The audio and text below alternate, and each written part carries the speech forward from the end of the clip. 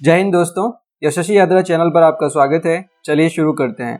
केरल सरकार द्वारा 19 अगस्त 2024 को जारी की गई जस्टिस के हेमा समिति की रिपोर्ट ने मलयालम फिल्म उद्योग में महिलाओं के सामने आने वाले डिफरेंट तरह के जो चैलेंजेस हैं, उनके मुद्दे हैं, उस पर एक बहुत बड़ी डिबेट स्टार्ट कर दी है। जो ये रिपोर्ट है जस्टिस के हेमा कमेटी की, ये एक्सपोज करता है dark side of the Malayalam film industry. Malayalam film जगत में बड़े पैमाने पर यौन शोषण और सेक्स की खुली मांग और जेंडर इनइक्वालिटी जैसे मुद्दों का अध्ययन करने के लिए women in cinema collective WCC की याचिका के बाद 2017 में रिटायर्ड हाई कोर्ट जस्टिस के हेमा, फॉर्मर एक्टर शारदा और रिटायर्ड IAS ऑफिसर KB वत्सला कुमारी की 3 मेंबर वाली इस कमेटी का गठन केरला गवर्नमेंट ने किया था। तो चलिए समझते हैं कि हेमा कमेटी की रिपोर्ट है क्या।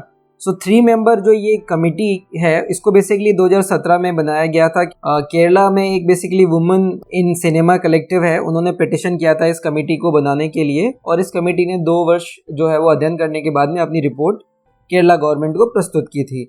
इस कमेटी ने बहुत सारे पहलुओं की जांच की, जिसे और कई मुद्दों पे बेसिकली इन्होंने लोगों के इंटरव्यू किए, जैसे कि उनमें थे सिनेमा में महिलाओं का यौन शोषण, उन पे होने वाली असॉल्ट या फिर उन पे होने वाले अटैक, और साथ ही साथ महिलाओं के खिलाफ जो डिस्क्रिमिनेशन है या फिर बेसिक जो फैसिलिटीज़ है जिनकी कमी है इन दी फिल्म इंडस्ट्री जहाँ शूटिंग वगैरह होती है। साथ ही साथ मलयालम फिल्म इंडस्ट्री के अंदर बहुत बड़े कहीं ना कहीं ये कंप्लेंट्स थी यौन शोषण की, और ओपन डिमांड फॉर सेक्स जैसी कंप्लेंट्स भी रिसीव की गई थी कमेटी के द्वारा।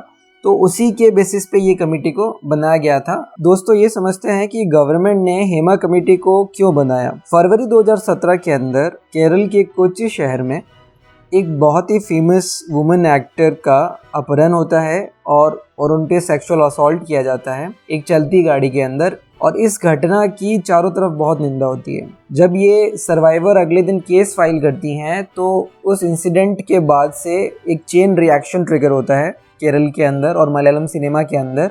उस चेन रिएक्शन की वजह से women in cinema collective WCC, उसका बेसिकली फॉर्मेशन होता है, उसको गठित किया जाता है। और ये जो WCC है, इनकी डिमांड पे, इनके रिक्वेस्ट पे, इनके पिटिशन पे केरला चीफ मिनिस्टर पिनराई विजयन एक कमेटी अपॉइंट करते हैं के हेमा की अध्यक्षता में। जो के हेमा है वो रिटायर्ड जज हैं केरला हाई कोर्ट की, और कमेटी को गठित किया जाता है सेक्सुअल हरासमेंट और gender inequality in Malayalam cinema, उसकी स्टडी करने के लिए। इस कमेटी के 3 मेंबर में रिटायर्ड हाई कोर्ट की जज जस्टिस के हेमा जी, फॉर्मर एक्टर शारदा और रिटायर्ड IAS ऑफिसर KB वत्सला कुमारी जो है वो इसकी मेंबर रहती हैं। और इस कमेटी ने 31 दिसंबर 2019 को अपनी रिपोर्ट जो है वो केरला गवर्नमेंट को सबमिट कर दी, और ये रिपोर्ट तकरीबन 5 साल केरला गवर्नमेंट के पास में रही और उन्होंने ये रिलीज़ नहीं की। लेकिन जुलाई 2024 में जो स्टेट इंफॉर्मेशन कमीशन है SIC, उन्होंने केरला गवर्नमेंट के डिपार्टमेंट ऑफ कल्चर अफेयर्स को एक आदेश दिया रिपोर्ट को रिलीज़ करने का। इसी को देखते हुए केरला गवर्नमेंट ने अभी रिपोर्ट को अगस्त 19, 2024 को रिलीज़ किया है। आगे दोस्तों इसमें बात करेंगे कि हेमा कमेटी की फाइंडिंग्स क्या हैं। एक डिस्टर्बिंग रिवलेशन हुआ है केरला मलयालम जो फिल्म इंडस्ट्री है उसके बारे में, कि वहाँ पे डिस्क्रिमिनेशन, एक्सप्लॉयटेशन और सेक्सुअल हरासमेंट ऑफ वुमेन है, और साथ ही साथ कास्टिंग काउच या फिर जो सेक्सुअल फेवर्स के एक्सचेंज में जो फिल्म में रोल्स मिलने की घटनाएं हैं वो भी काफ़ी ज़्यादा हैं। तो ये काफ़ी परेशान करने वाले खुलासे हुए हैं इस रिपोर्ट के ज़रिए।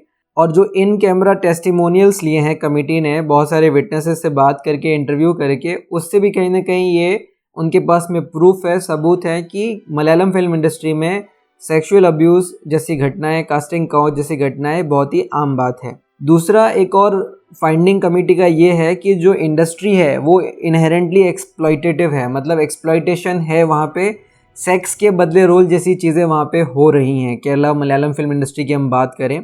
साथ ही साथ इसमें एक और खुलासा ये हुआ है कि एसेंशियल जो फैसिलिटीज़ होती हैं, जैसे टॉयलेट्स है या चेंजिंग रूम, ट्रांसपोर्टेशन की सुविधा या फिर रहने की सुविधा जहाँ पे शूटिंग हो रही है, वो बेसिकली नहीं है। और बाइंडिंग कॉन्ट्रैक्ट और एग्रीमेंट्स की कमी की वजह से भी जो मेकअप आर्टिस्ट है, टेक्नीशियंस है या फिर सपोर्ट स्टाफ है, वो भी बेसिकली कहीं ना कहीं डिस्क्रिमिनेशन का शिकार होते हैं another finding of the committee is कि मलयालम फिल्म इंडस्ट्री जो है इसको कंट्रोल करते हैं powerful group of male producer, director and actors, जिनको माफिया क्या कहा गया है, और ये किसी को भी बैन कर सकते हैं इंडस्ट्री से।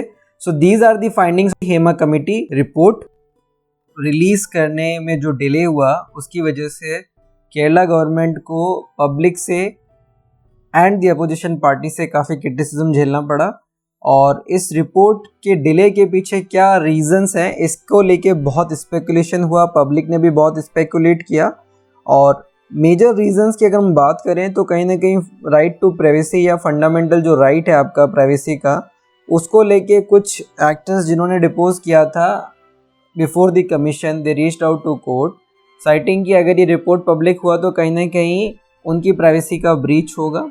इसके अगेंस्ट स्टेट इंफॉर्मेशन कमीशन ने ये आर्ग्यू किया कि public had every right to know the content of the report, because ये रिपोर्ट पब्लिक होने से जो वुमेन वर्किंग हैं इन द फिल्म इंडस्ट्री उनकी वर्किंग कंडीशंस में चेंज होगा, इम्प्रूवमेंट होगा।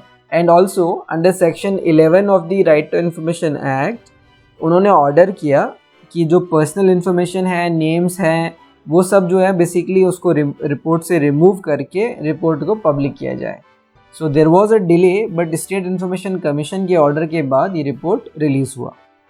सो friends, now let us talk about the recommendations of Hema committee. तो सबसे मेजर रिकमेंडेशन जो हेमा कमेटी का है वो ये है कि उन्होंने ट्रिब्यूनल बनाने की बात की है, creation of a tribunal to address the issues faced by women in cinema.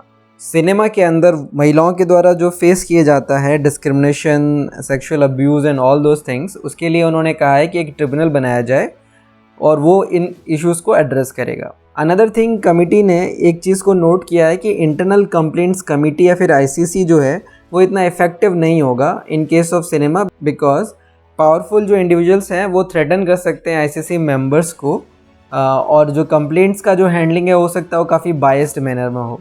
Another recommendation of the committee is कि फिल्म प्रोडक्शन यूनिट्स जो हैं basically they should provide the temporary toilet facility and the changing room, because that is very fundamental when it comes to right to privacy. Also committee ने recommend किया है, since जो technical sides of cinema है वहाँ पे कहीं ना कहीं सिग्निफिकेंट बैरियर है for women to enter in the technical roles and all those things, तो इसीलिए कमिटी ने रिकमेंड किया है reservations and the scholarship for women in film schools. So these are the major recommendations of the Hema committee. Now let us talk about कि ये पूरा जो issue है, जो हेमा कमेटी की रिपोर्ट आई है, पूरा मलयालम फिल्म इंडस्ट्री के अंदर जो सेक्सुअल अब्यूज़, एक्सप्लॉयटेशन की जो कंप्लेंट्स वगैरह हैं, इस पूरे इशू के अंदर क्या कोई अपॉर्चुनिटी है, what is the way ahead. So this Hema committee report ये रिफॉर्म करने के लिए फिल्म इंडस्ट्री को बहुत ही इंपॉर्टेंट स्टेप है, और गवर्नमेंट को इसके अंदर बहुत ही इफेक्टिव रोल प्ले करना चाहिए। गवर्नमेंट को सारे सजेशंस के ऊपर एक्शन लेना चाहिए और इंश्योर करना चाहिए कि सारे प्रोविजंस जो हैं एसेंशियल फैसिलिटीज़ के लिए, स्ट्रक्चरल रिफॉर्म्स के लिए, वो इन प्लेस है।